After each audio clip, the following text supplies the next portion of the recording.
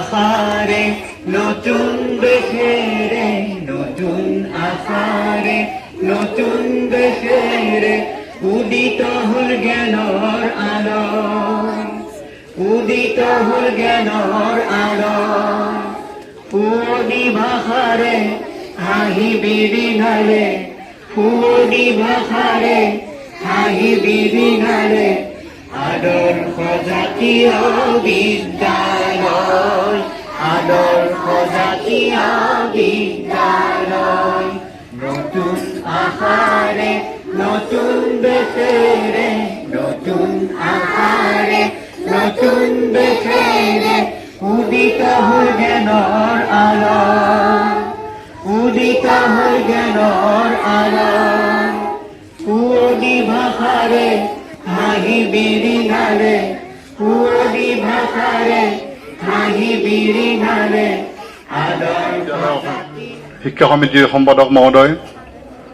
চৰাৰ উপাধ্যক্ষ মহোদয় সম্মানিত শিক্ষক শিক্ষয়িত্ৰী কৰ্মচাৰী সহকৰ্মীবৃন্দ আজিৰ এই অনুষ্ঠানত উপস্থিত থকা চৰাৰ অভিভাৱকবৃন্দ বিদ্যালয়ৰ কৰ্মচাৰীসকল তথা মৰমৰ ছাত্ৰ ছাত্ৰীসকল আজি এক আমাৰ বিদ্যালয়ৰ এক আনন্দমুখৰ পৰিৱেশ 6 দিনে ছাত্ৰ ছাত্ৰীসকলে পৰীক্ষাৰ লগত জড়িত হৈ থাকিল এতিয়া পৰীক্ষা শেষ হ'ল তাৰপিছত আমি আজিৰ পৰা 4 দিনীয়া কাৰ্যসূচীৰে বাৰ্ষিক খেল সপ্তাহ অনুষ্ঠিত কৰিব ওলাইছোঁ আৰু এই অনুষ্ঠানৰ কাৰ্যসূচীৰ প্ৰথম কাৰ্যসূচী আছিল পতাকা উত্তোলন আৰু এই দায়িত্ব ময়ে পালন কৰিব লগা হ'ল যি নহওক তাৰ বাবে মই সকলোকে কৃতজ্ঞতা জ্ঞাপন কৰিছোঁ খেল আমাৰ জীৱনৰ এক এৰাব নোৱাৰা অংগ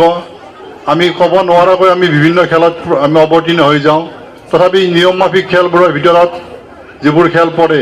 সেইবোৰ খেলৰ আমি বিদ্যালয়ত অনুষ্ঠিত কৰিব ওলাইছোঁ আকৰ্ষণীয় অনুষ্ঠান যে আমাৰ আজিৰ এই খেলখন উদ্বোধন কৰিবলৈ আমি আমাৰ বিদ্যালয় পৰিচালনা সমিতিৰ সম্পাদক মহোদয়ক আহ্বান জনাইছিলোঁ তেখেতে ইতিমধ্যে আমাৰ মাজত উপস্থিত হৈছে আমি গম পাইছোঁ দেখিছোঁ যা নহওক খেলখন উদ্বোধন কৰিবলৈ তেখেতক আমি আমাৰ বৈকুণ্ঠেশ্বৰক বলটো আগবঢ়াই দিবলৈ আহ্বান জনাইছোঁ সকলোৱে চাকৰি বজোৱা ভাল লাগিব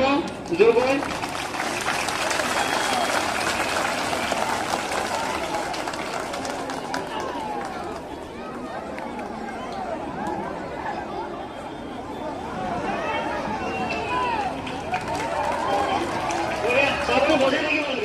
এই খেল হৈছে মানুহ এজন সুস্থ আৰু নিৰোগী কৰি ৰখাৰ এটা প্ৰক্ৰিয়া যিটো প্ৰক্ৰিয়াৰ জৰিয়তে এজন মানুহে সুস্থ সবল হৈ থকাৰ এটা প্ৰচেষ্টা এজন মানুহ যদি নিৰোগী হয় তেওঁ হয়তো যদি অন্য কিছুমান লগৰীয়াই যদি খেলা ধূলা খেলি থাকে তেতিয়া তেখেতৰ এই যিটো নিৰোগী মানুহজনৰ নিশ্চয় বেয়া লাগিব সেয়ে সুস্থ সবল আৰু এই যিটো ব্যায়াম চৰ্চা শৰীৰ চৰ্চা এই শৰীৰ চৰ্চাই হৈছে খেলা ধূলা